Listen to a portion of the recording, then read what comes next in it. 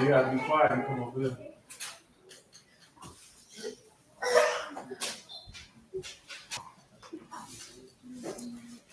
All right, y'all. We give praise, esteem, and honor to Abba and Shamaim in the name of Yahushua HaMashiach this day. Let's go to John chapter 5, verse 39. Search the scriptures, for in them you think you have eternal life, and they are they which testify of me. And you would not come to me that you might have life. I receive not honor from men, but I know you, that you have not the love of Elohim in you. I come in my Abba's name, and you receive me not. And if another shall come in his own name, him you will receive. How can you believe which receive honor one from another, and not the honor that comes from Elohim only? Do not think that I will accuse you to Abba. There's one that accused you, even Moses, in whom you trust. Had you believed Moses, you would have believed me, for he wrote of me. But if you believe not his writings, how should you believe my words? So all esteem and praise to Abba and Shamaim in the name of Yahushua HaMashiach. What's happening with your Aaron, man? Indeed. Come on with Job 16 and 19. Too. Also now, behold, my witnesses in Shamaim, and my record is on high. Come on with Hosea 12 and 10. Too. I have also spoken by the prophets. I have multiplied visions and used similitudes by the ministry of the prophets. Romans 16:25.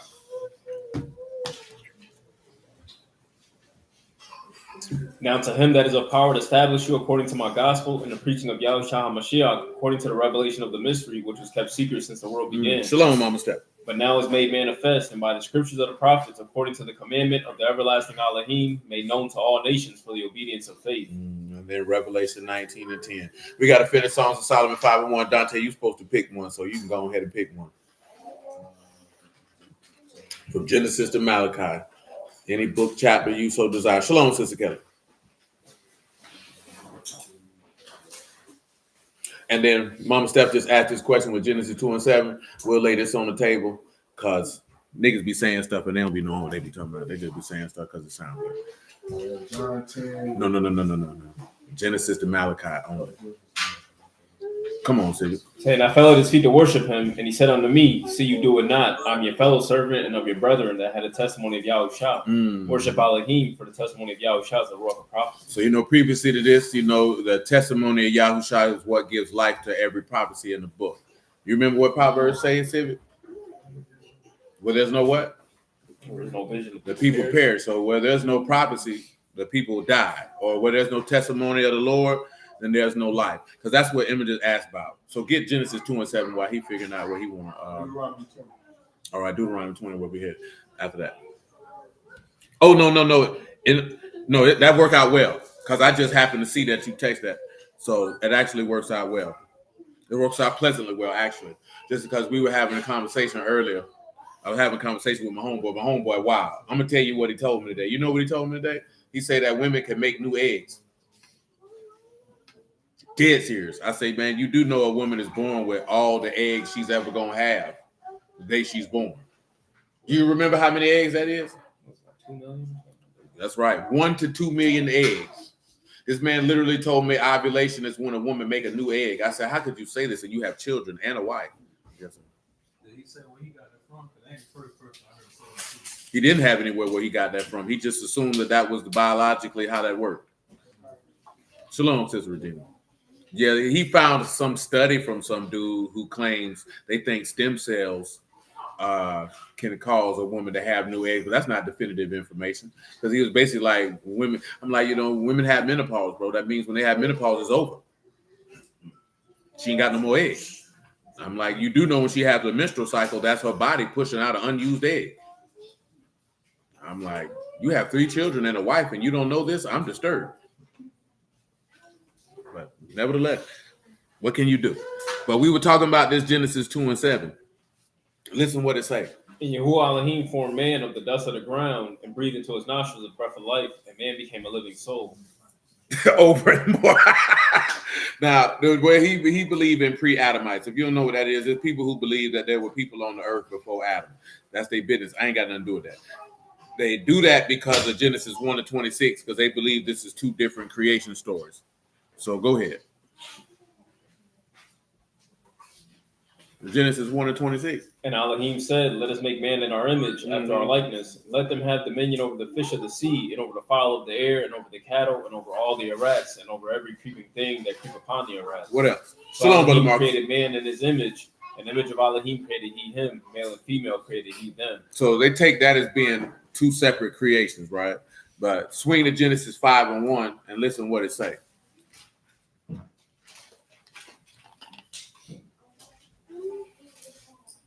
So this is the book of the generations of Adam. And So the generations, that's total death. You got two Hebrew words for generations. You remember what it means?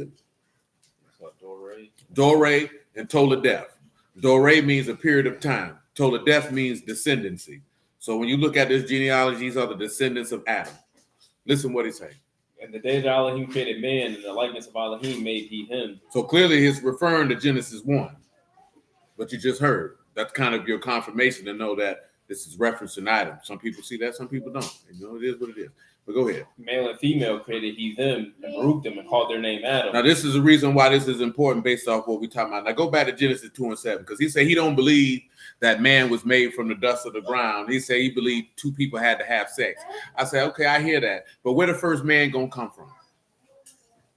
Because if you believe God created something, then you would have to believe that you think he just say, you know what, before a man come, because where's the man and woman going to come to have sex from? But I think that's more so, in my opinion, is a way for those who don't believe in the quote-unquote virgin birth to explain that away. I don't think that people of that particular time period would have called it a shalom. I don't think the people of that time period would have called it a virgin birth because they just would have looked at it as the testimony of him lining up with Adam. You know what I'm saying? Adam wasn't born from natural means. So this is how he will. We'll work it all in the testimony wise, because some of that stuff gonna tie into Songs of Solomon 5, so it's fine. Go ahead. So Yahuwah Elohim formed man of the dust of the ground and breathed into his nostrils a breath of life. See, in this instance, they believe that breathed in his nostrils, meaning he breathed the law in him and the law gave him life. Have any of you ever heard that before? Because I have. No, this is what a lot of Israelites believe that. Now, I would ask this question: what is the faultiness in believing that he breathed the law in him? What's the faultiness in that statement? Because the law is the knowledge of sin and evil, and he was perfect.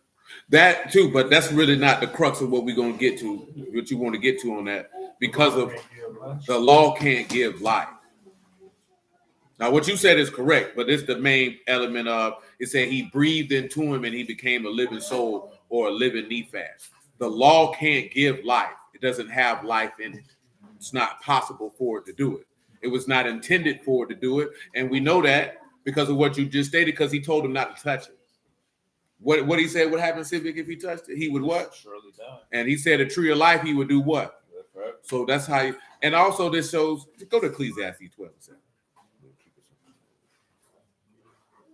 Because I'm like, I don't even know why we going through this here when he said dust you are and dust you going to return, but you don't believe the man came from the dust. And then everybody know if you actually go find a body that has completed the decomposition process, is literally dust. I mean, that's what your ashes look like if you get cremated. Which is why I don't know Emma can speak to that. You know, you ever heard people do a funeral and they be like ashes to ashes, dust to dust, and all that type of stuff? That's what they make that up. It's not a biblical thing, but it's rooted in what the words say, though. The same thing, we talk about that with marriage vows. That's not a biblical thing. Somebody just made that up, and then people just do it. Because technically, you ain't supposed to vow nothing. You know what I'm saying? It's just supposed to be a covenantal agreement. Y'all done already entered into a covenant. You know what it is and what it ain't. You ain't got to swear about nothing. He told you don't swear before heaven. Don't swear on his throne. Don't swear by the earth. Just let your yes be yes or your no be no. You know what I'm saying? And anything further than that is evil, because you really ain't got to do all that. All that swearing is unnecessary. If you're a man of honor and integrity, your word should be enough. I don't got to put nothing extra on it. What it say to them do a part. That's rooted in the law because you're not supposed to remarry. That's what I'm saying. While you're, and that just shows that people know that. Yeah. You know what I'm saying? It's just that people don't care. People want to do what they want to do. You know what I'm saying? Like I mentioned last night, man, a lot of times what ends up happening is you can get bandied about of things of no consequence. Or like I was telling Jimmy, right, because my brother was on this other day. We doing a job. He looking at all this scrap metal. He asking me why I'm grabbing all this scrap metal. I say, truth be told, man, I'm not taking that home. Because I don't want my house looking like Sanford and Son. Because I don't have the time, the desire, or the energy to want to take all this stuff and do this with it and try to sell it. And I was like, bro, you know, you gonna skip over dollars reaching for pennies. You know what I'm saying?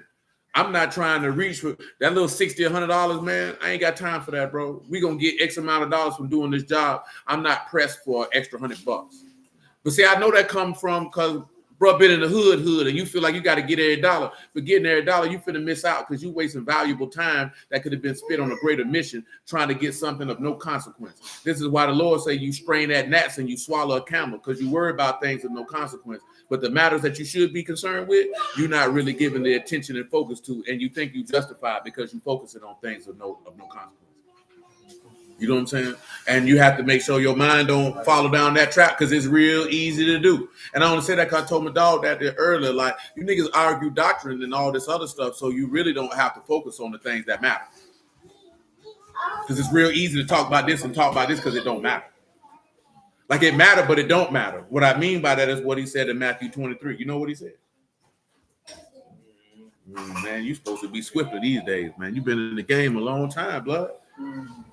But what he told him, man, he said, man, you tied the mint, the anise, and the cumin, and admit the weightier matters of the law, judgment, mercy, and faith. It's not to say that you shouldn't do this here, but you abandoned about the things of no consequence. You think he give a damn about a tithe over that?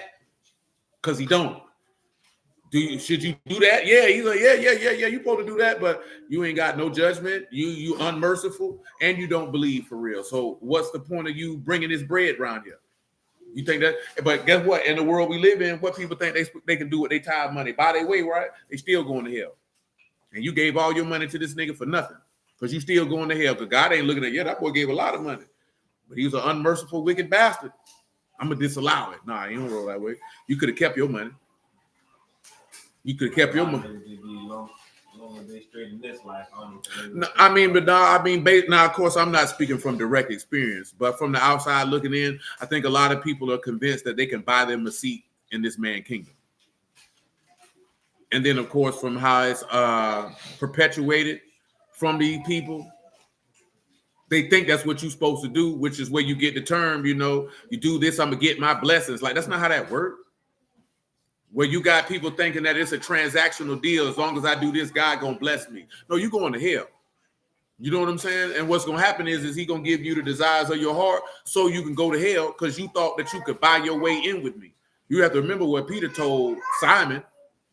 Let your money perish with you. Your heart's not right in this matter because you thought the gift of God could be purchased with money. You need to get your goofy behind from around here. Because, nigga, you tripping. You know what I'm saying? But people not told that. Hey, so they don't look at it like that. You know what I'm saying? Because they think they can buy their way. You can't buy your way. That man don't want your money. You know what I'm saying? The money is supposed to be for something else. It's supposed to be for the facilitation of the service of the ministry, not for you to buy you a spot. You know what I'm saying? But nevertheless, where we at with it, bro? Ecclesiastes 12 and 7. Run it for me. Okay, then shall the dust return to the wrath as it was, and the ruach shall return unto Elohim who gave it. That's how you know it wasn't the law, because he said he taking that breath of life back. Now, I remember telling this to my homegirl a long time ago. Everybody got the ruach of life in them, which is the breath that causes your lungs to expand, but everybody don't have the ruach HaKadosh or the spirit of separation. Everybody don't have that. Because that's the gift of faith. Everybody don't have that. You know what I'm saying? Boy. You're going to block that walkway now. Shalom, Brother Ernest. What we need to hear that? What it was? Let's tell you 12 and 7. Yeah. Come back to Songs of Solomon 5, see where we start at before we get into Deuteronomy 20. Hey, there's more seats in the garage if I'm not mistaken.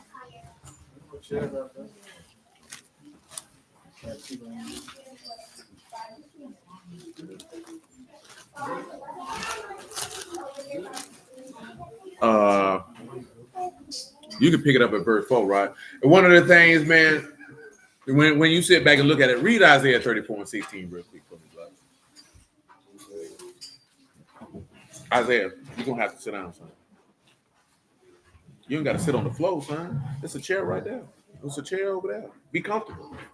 Because your auntie finna come in here and start moving with that food, and then you're going to be trampled upon. Son. Go ahead.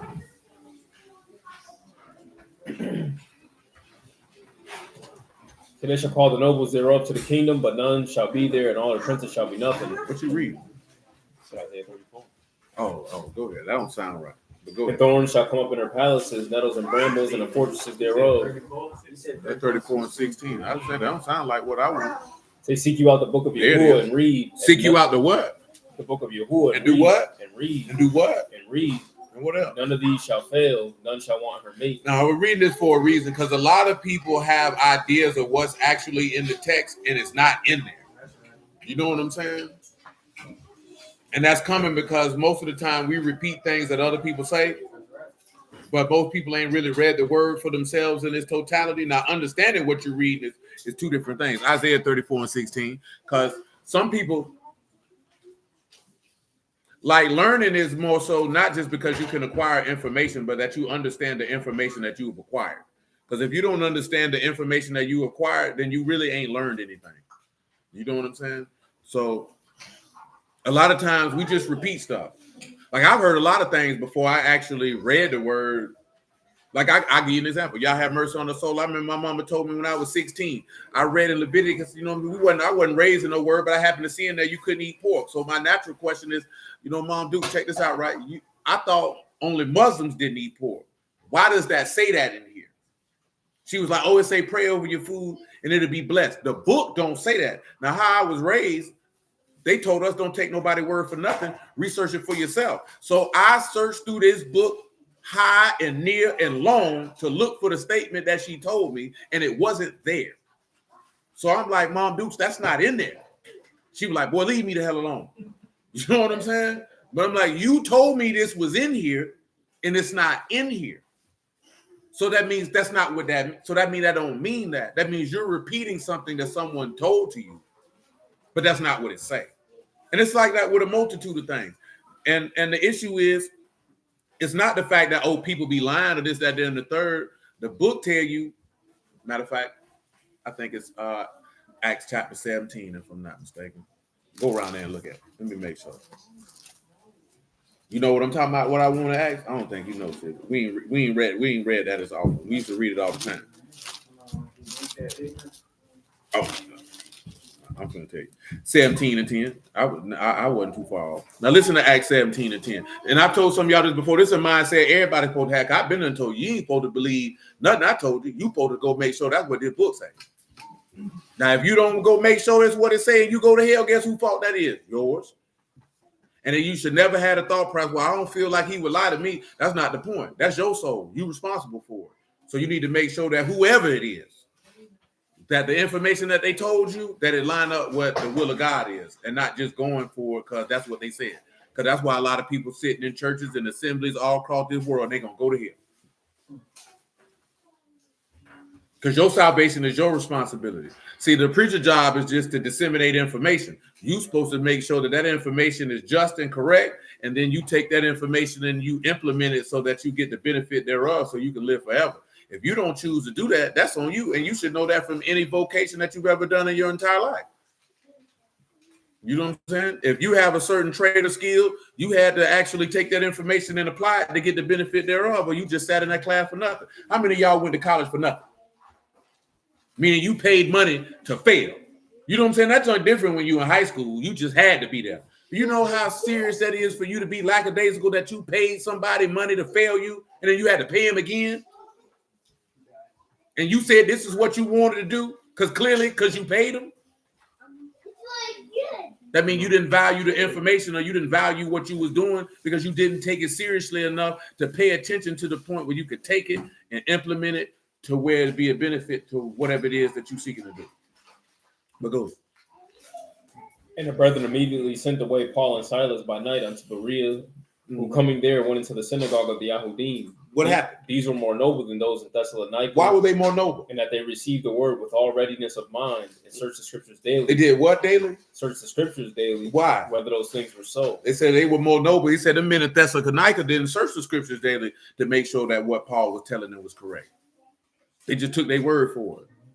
Even the Lord told you to do what, Sylvia? No, he said search the scriptures. John told you that. He said go ahead and look and read the book. Search it out for yourself. You know what I'm saying? No, anybody who preached the word should never have a problem with telling you go search it out or like what you just mentioned. You know, you got to try the spirit, whether it be a God or not, because everybody don't come from God. Some of these niggas pervert. Some of these niggas lie. Some of these niggas thieve. Some of these niggas are murderers. Some of them want fame and attention. Some people want a lot of things. Brother Marvin put Revelation 1 and 3 on us. Go ahead, man. And then we'll go back to the Songs of Solomon 5, I believe. To get that out the way. We ain't but 20 minutes in. I got time. I ain't going to be too long this evening, though. So Baruch is he that read, and they that hear the words of this prophecy, and keep those things which are written therein, for the time is at hand. Blessed is he that read and do what? And they that hear the words of this prophecy. And do what? Keep those things which are written therein. And guard those things that are written therein, which is the key component. You have to guard them. And then that knowledge that you guarded has to turn into skill, and that skill turns into insight, and that insight turn into life. Or that understanding turn into life. Because if you without understanding, civic, what are you? And that's not what you want. Now go ahead and read 1 John 4 and 1, because Emma been telling them dudes that all week. They ain't been listening.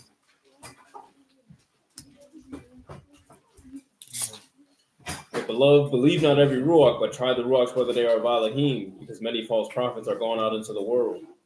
Many what? Many false prophets are going out into the world. He said, test them. Prove them out. Go ahead. So hereby know you the ruach of Elohim. Every spirit that confesses that Yahushua has come in the flesh is of Elohim. The only way that you can confess that he come in the flesh is that if you believe on him as the scripture has said. Because you didn't see him come in the flesh, so there's no way that you could confess that. So the only way you can confess it is that you believe the witness that we're looking at. And that's how you know the Spirit of God is present. Because nobody who is contrary to the Spirit of God can make that confession. It's impossible. Go ahead. And every spirit that confesses not that Yahushua HaMashiach is come in the flesh is not of Elohim. That is the spirit of the anti-Mashiach. Which means he's hostile to the cause of a Mashiach. So what is the cause of a Mashiach? It's self-sacrifice and it's love and it's faith. Because what did he come to bring, Sibby? No. What's wrong with him? Who hired this man? Doris, what you been feeding him? He sound like he got brain fog. You've been giving him sugar. I didn't say a good day. I say what you been feeding. Really nothing. Damn. John 1 and 14.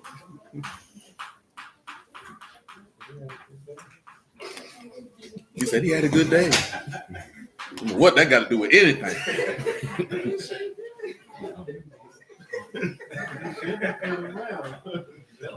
And the word was made flesh and dwelt among us, and we beheld his esteem, the esteem as of the only begotten of the Abba, full of grace and truth. What else? John bare witness of him in Christ, saying, This was he of whom I spake. He that come after me is preferred before me. What else? For he was before me. What else? And of his fullness have all we received, and grace for grace. What else? For the law was given by Moses, and but grace and truth came by Yahushua HaMashiach. Now here's the difference. That's how you know too, Emma, that the law wasn't what was breathed into him, because Moses gave the law, but loving kindness and faithfulness came by the Lord. And that's what God come to give. That's what him putting breath in your lungs is an example of his loving kindness and his faithfulness.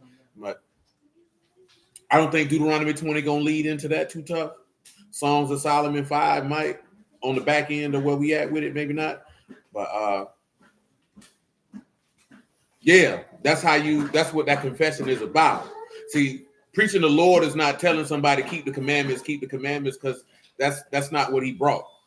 Why? Because they already had it. Ask yourself this question. Why would this man need to teach the people some set of instructions they already had before he got there? You know what I'm saying? When you worked at UPS, did you come bring a different set of instructions versus the fact that you already knew these people had these instructions? Or was it to come to give you some insight on what these instructions are really trying to tell you? Because clearly y'all can't do your damn job. Since they started, it didn't change. But people think that this man really came to be nailed on a tree to come tell you what you already had.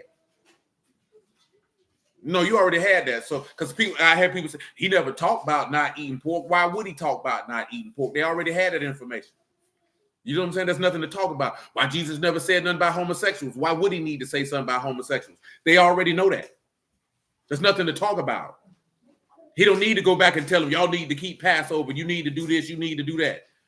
Because what we were talking about earlier today was, they were talking about, did he break the Sabbath? And I'm like, bro, you do so evil that y'all agree with the Pharisees on why you healing people on the Sabbath. You know what I'm saying? Why you eating on the Sabbath? Because I'm like, y'all dudes would let somebody walk up on you and say it's the Sabbath and let them starve to death instead of just walking in that store and buying them something to eat and feeding them. And I'm told you, now why would a nigga want to serve your God? I'd be like, F you and your God. Because you going to give me some word, but I just told you I'm hungry and you tell me you can't feed me because it's the Sabbath? You finna run me down because I'm clicking corn? I'm hungry, nigga. You ever been hungry before? I'm talking about real deal hungry. I'm talking about stomach touching your back and you open the refrigerator and you know ain't nothing in there. You knew it wasn't nothing in there when you walked over there and you still looking in there, looking and thinking there's something in there. And you mean to tell me somebody could come to you that hungry, man, and you going to tell them, nah, I can't feed you because it'll be a sin against God? You's a certified jackass. You know what I'm talking about? And God don't fool with you. Because I told him, say, bro, when y'all know that, when they came for the shewbread, the priest didn't even hesitate. He said, man, you know it ain't lawful for me to get it to you, man. Just tell me y'all ain't been in no yams. He said, yeah, we ain't touched no women in 3 days. Yeah, come on, get you something to eat. I can't send you away from here hungry like that. When they say when them people was following this man, why he gave them the fish and the bread? What did it say why he gave them the fish and the bread for? He said, hey, man, they've been following me a long time. They gonna faint in the way. I can't send them home like this. I can't send them back like this. Man, the scribes was willing to let them boys starve to death, man. To feel justified. See, we keeping the Sabbath. But you'll take, like he said, you'll take that same dog, that same cat, that same bullock and feed him with no problem. But you won't even do that for a human being. Nigga, that's wild. You know what I'm saying? Niggas feel like that, though. They feel like that for real. They feel like, no, man, you can't cook on the Sabbath. Well, this is a feast day. Nah, brother. You got to eat cereal and cold cuts. You got to prepare your food ahead of time. Well, I told you, Jewish people feel like you sinning if you got the lights on. Niggas say you buying and selling on the Sabbath if you got the lights on because your light bill clicking. I guess this stupid nigga don't know even if you don't cut your lights on, you still got to pay for the day. You ain't got to hit the switch on nothing. You ain't got to turn. These dudes tell you don't even bathe on the Sabbath, man. Niggas walk around here funky, man. I'm dead serious. I done heard people say you can't bathe on the Sabbath, man. That's work. That's work. I'm telling you, I done heard this before. That's work. And you buying and selling because you using water. You know what I'm saying? Because you got to pay your water bill. So when you cut the water on, you're using water, brother. See, so you can't never keep the Sabbath correct. Man, shut your stupid behind up, nigga. You nasty bastard. This nigga want to come serve God with funky nuts. Man, you got blue cheese on your testicles, cuz. How you gonna walk in here, man? You know what I'm talking about? How that even gonna work? Bro, you know what 2 Corinthians 7:1 say, don't you? We ain't had to say this here for a while. Because, see, we used to have people around here, man, and you come in my mind, I feel like some of you niggas ain't bathing. You know what I'm talking about? You wasn't around for that, little John. I'm dead serious, boy. There was a time where I felt like certain niggas wasn't bathing for real. You know what I'm saying? Like, boy, you funky around here. Boy, you need to go take a bath. I didn't know who it was. You know what I'm saying? I didn't know who it was, but I definitely like, well, somebody ain't taking a bath. I don't know who it was, but somebody ain't taking a bath. You know what I'm talking about? 2 Corinthians 7:1, man. Listen, I'm telling you nothing. Now, the book don't say cleanliness and godliness, but you need to go take a bath. You know what I'm saying? Because you know that. They told you before they came up on the mountain, he told everybody wash their clothes and wash over behind. They're going to go before God funky, man. That's crazy. Dirty clothes on, your drawers dirty. Come on, bro. Wash your clothes and take a bath. You'll be surprised how many grown people don't take no bath. Real. What's up, blood? 2 Corinthians 7:1. Say, having therefore these promises, dearly beloved, let us cleanse ourselves from all filthiness of the flesh and the spirit, perfecting Kadash and the fear of Elohim. Cleanse yourself from the filthiness of the flesh and the spirit. Wash your behind, nigga. But no, all jokes aside, he talking about the filthiness of the flesh in the literal sense, like, the lust. But at the same time, take a bath. You know what I'm talking about? Go ahead, man. Yeah, you know what I mean? You'll take your bath, man. All jokes aside, you'll be surprised, bro. There's a lot of grown people out here, hygiene is terrible. Niggas don't brush their teeth. They do a lot of things. Go ahead, man. Say, receive us. We have wronged no man. We have corrupted no man. We have defrauded no man.